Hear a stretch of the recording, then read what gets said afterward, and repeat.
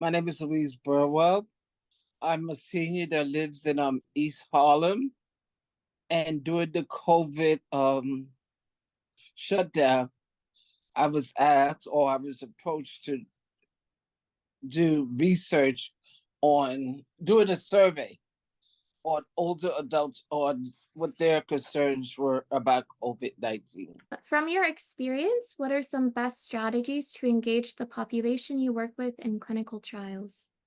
Well, what I did is after I went to several meetings with the coordinators, we discussed ways of approaching.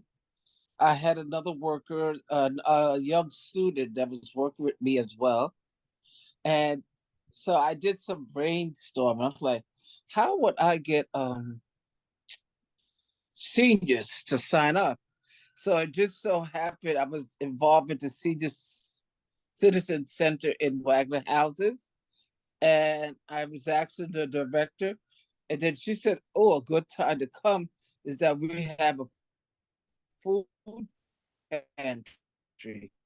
Which I went and I sat myself down to the area where they were giving out the food, and I approached them and asked them, "Hi, my name is Louise Burwell. Would you interested in taking a survey about COVID?"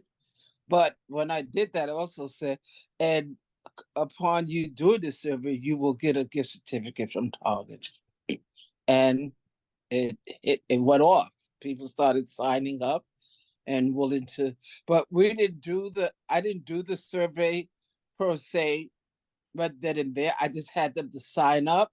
I took their contact information, and then in turn the intern that I was working with would contact them.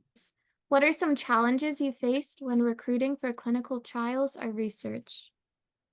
What I find right now, one of the trials was people to get people to trust you. That's what I found was the most challenging. And also the language barriers, because if in this community we have diverse group of people living here.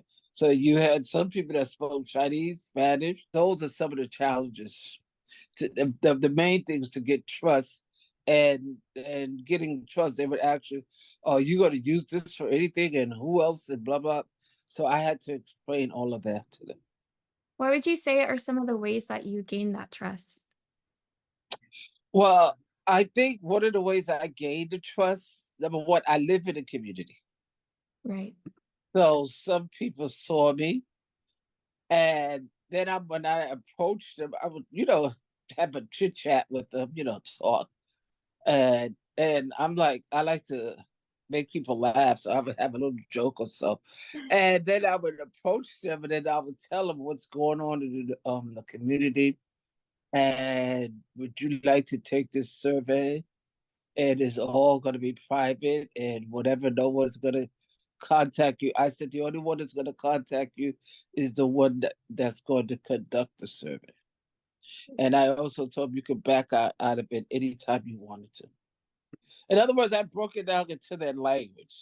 Like Yeah. I said, I'm part of the community. You know how to talk, how to communicate, and how to get the trust in the Yeah. community. So that's why it was easy for me. That's amazing. Uh, Mm-hmm. What has been your experience working as a community health worker in clinical trials? Is there anything notable about your experience that you think would be good to share with us? What I can say, oh, there was so many things I learned that Yeah. I felt good getting out in the community. The thing is communicating, reaching the different people, see how the community has changed. So that's what I Right. got from that. That's amazing. Is Mm-hmm. there anything about clinical trials that you think community members have misconceptions about? Yes, they don't trust. Mm. They don't trust any surveys. They Mm-hmm. don't trust anything dealing with the um medical. And some of them remember the Tuskegee survey that was done with syphilis. Yes. Some of the seniors were old enough to know that or read about it, Right. and they were that.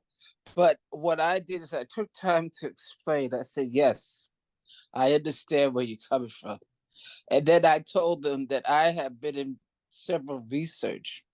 And I said, the research that I've been through, one research was on weight loss. And I said I was in it, and I told them the truth. It didn't work for me because the medication made me sick, so I had to drop out. But I Yeah. said, however, there are other research out there. And then I said, what we're trying to do is like every time you see something on research or they have the study on what percentage, you ever notice that everything that comes out towards the white, the European community, Right. we don't have enough people of color. So Mhm. we have to get people of color to volunteer and go into the research so they can ask questions on their own and what are the side effects. And so I had to go into that and let them know that we're doing this for ourselves and then our future, our Great. kids. Yeah. So I had to explain that to them. Have you seen a change in your community's reaction to clinical trials from when you first began working on them versus now? Well, it's still kind of hard to get them to still trust. But however, I'm still in another research with Alzheimer's, Right. and we're starting to go out to senior centers and people that we know we discuss it. So it's coming. It's not coming as fast as we wanted to, but Mhm. they're gradually opening up and Right. they're willing to listen. That's the thing, that they're willing to listen, and then they'll tell you stories about their brother, their sister, they're interested. So Right. I see an improvement. It's slow, but I see it coming. Is there anything else that you want to share with us about your work with older adults or anything else that you think investigators or researchers should be aware of when working with this community? To like it, my thing is to be sensitive to their needs, Right. make them feel comfortable. And like I told one, I was at a meeting.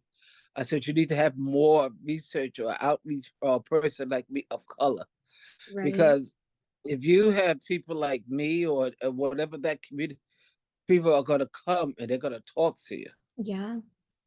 So that's my thing, is to get the community educated and get all different age group. Like I with the seniors, get someone who, middle age or even the young, the teenagers. Mhm. So we got to have more involvement, more outreach. Right. Hmm. Well, thank you so much, Miss Burwell.